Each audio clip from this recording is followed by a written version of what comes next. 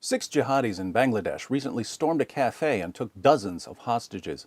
They then began quizzing the hostages on their knowledge of Islam. Those who could recite at least a verse or two of the Quran were given their evening Ramadan meals. Those who couldn't recite any Quran verses were tortured, mutilated, and killed. Most of the 22 victims were visiting from other countries. The dead include 9 Italians, 7 Japanese, 4 Bangladeshis, counting the 2 police officers who were killed, 1 Indian, and 1 U.S. citizen. The massacre was part of a series of terrorist attacks carried out during Islam's holiest and deadliest month.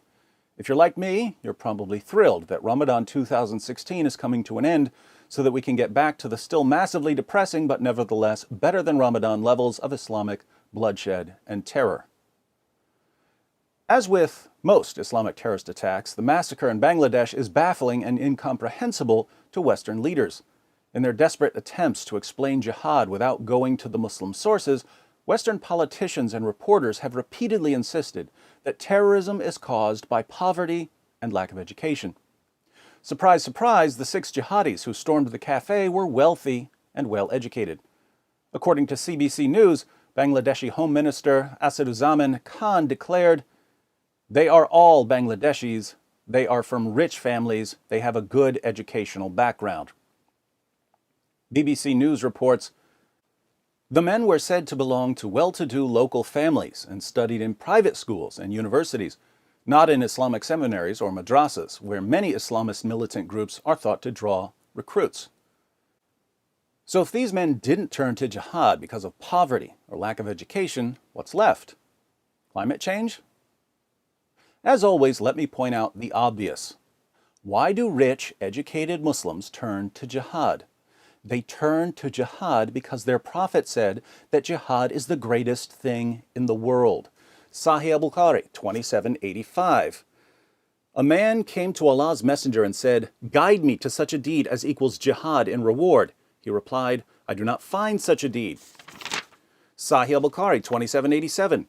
Muhammad said, "Allah guarantees that he will admit the mujahid, the jihadi, in his cause into paradise if he is killed, otherwise he will return him to his home safely with rewards and war booty."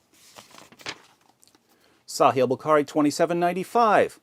The Prophet said, "Nobody who dies and finds good from Allah in the hereafter would wish to come back to this world, even if he were given the whole world and whatever is in it, except the martyr, who, on seeing the superiority of martyrdom, would like to come back to the world and get killed again in Allah's cause." Sahih al-Bukhari 2796. The Prophet said, "A single endeavor of fighting in Allah's cause in the afternoon or in the forenoon is better than all the world and whatever is in it." Sahih al-Bukhari 2797. The Prophet said, "I would love to be martyred in Allah's cause and then come back to life and then get martyred and then come back to life again and then get martyred and then come back to life again and then get martyred." What could have convinced 6 wealthy, well-educated young Muslims that even though they have every opportunity in life, there's something better and more important than money or education, namely fighting unbelievers and dying for Allah? Allah offers a trade. You die while killing others for Him, and He'll give you paradise. The Quran couldn't be clearer on this. Surah 9, verse 111.